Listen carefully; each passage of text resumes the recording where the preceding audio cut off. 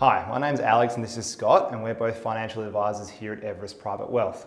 We thought we'd do a short video today for all the paramedics because we've had a lot of questions about the new union income protection cover being offered by Vic Bank. Yeah, so we've got two videos here, one an introductory level video and one with a bit more of advanced questions that we've been receiving. So starting off, what is income protection? So income protection is an insurance that will provide you a benefit if you become sick or injured. There's things you need to consider with it, such as the waiting period or the benefit period, but effectively if something happens through injury or illness and is claimable as per the insurance contract, you're able to receive some money if you are sick or injured and now unable to work. Okay.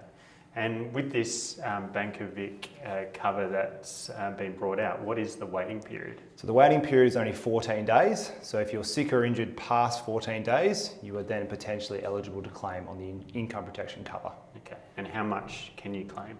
So you can claim up to 90%. We're currently still waiting for clarification by Bank of Vic what the cap of this is, because it's not very clear in the PDS. So we will come back and give everyone that answer once we've had clarification, because potentially this is capped at a maximum of $5,000 per month, which would mean under the 90% rule, that's the equivalent of earning about 65 grand a year. Yep. And a lot of paramedics obviously earn a lot more than that. Okay. The benefit period as well of this policy is only 2 years. So if you are sick or injured, it will only pay you for a maximum of 2 years before it would then stop. Okay.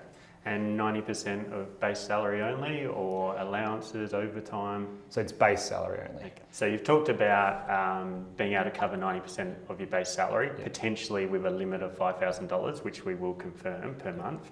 Yeah. How then is a claim calculated in the future? Right, so what they do is they look at your previous 12 months history of income. So if you've been on mat leave or unpaid leave for a period of time during that 12 months, okay, that then is obviously going to play into that calculation. So you need to consider that as well. Yeah, so if you'd had 6 months off at the start of the year, you've worked full time for 6 months, then get sick or injured, unable to work, potentially then you only get 90% of that 6 month of period. the 6 months income, okay. Yeah, correct. Cool. Yep.